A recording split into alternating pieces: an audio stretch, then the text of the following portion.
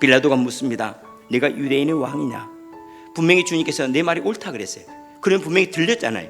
그런데 들렸는데 들리지 않은 거예요. 자기가 물었어요. 유대인의 왕이냐? 옳도다. 그럼 답이 왔잖아요. 그런데 듣지를 못한 거예요. 들어도 듣지 못하는 일들이 많죠. 우리는 지금까지 예수가 그리스도라는 이야기를 얼마나 많이 들었습니까? 하나님 우리를 사랑하신다는 소리 얼마나 많이 들었습니까? 그런데도 불구하고 우리는 듣지 못했어요. 왜요? 그것 때문에 감격하지 않잖아요. 예수가 그리스도라는 때문에 우리가 방황하지 아니하고 정말로 그 길을 가지 않잖아요. 그 이유가 뭘까요? 그의 관심은 진리냐 아니냐에 있지 않은 거예요. 그의 관심은 진리에 대해서 묻는 게 아니었던 거죠. 진리를 평가하고자 했던 거예요. 우리가 정말로 하나님의 말씀을 듣기를 원하고 진리를 알고자 원한다면 그러면 진심으로 진리를 추구하는 마음으로 귀를 기울여야 됩니다. 주님, 제가 어떻게 해야 살겠습니까? 내가 어떻게 해야 하나님의 은혜를 입을 수 있겠습니까?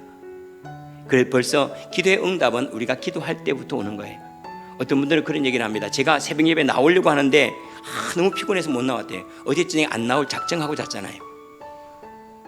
어제 저녁에 안 나올 작정하고 다 자는 거예요. 아니요, 알람까지 맞아. 알람 끌 생각을 이미 하고 있었던 거예요. 울리게만 할 뿐이 그건 내 마음을 위로하기 위해서 나 그래도 알람 맞춰놨어. 우린 질문할 때부터 답을 가져요. 우리가 진실로 하나님께 엎드리면 하나님은 진심으로 대답을 하세요. 우리가 가볍게 하나님께 엎드리기 때문에 그 음성이 분명하지 않은 거예요. 분명히 빌라도에게 대답을 했어요. 내 말이 옳도다 그랬어요. 그러나 그는 진리를 추구하고자 하는 마음으로 물었던 게 아니에요. 뭐 하려고 물었죠? 재판하고자 하는 마음으로 물었던 거예요.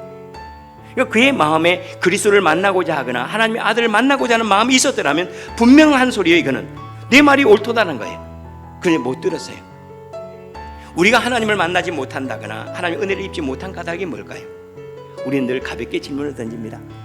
따라도 좋고 따르지 않아도 괜찮은 말. 주님이 말씀하시더라도 내가 순종하면 뭐 좀 낫기는 하지만 그렇게 내 인생을 바꿀 만큼 좌지우지할 만큼 그렇게 대단한 진리라고 여기질 않아요. 그러니 그 말이 들리지만 들리지 않는 거예요.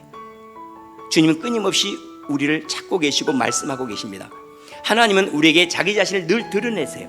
이게 요한복음 1장 1절에 나와 있어요. 태초에 말씀이 계시니라. 이게 뭐죠?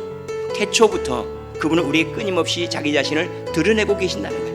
표현하고 계시고 알게 하고 계신다는 거예요. 그런데 듣지 못했대요. 왜요? 말씀하지 않아서가 아니라 우리가 그곳에 관심이 없기 때문이에요.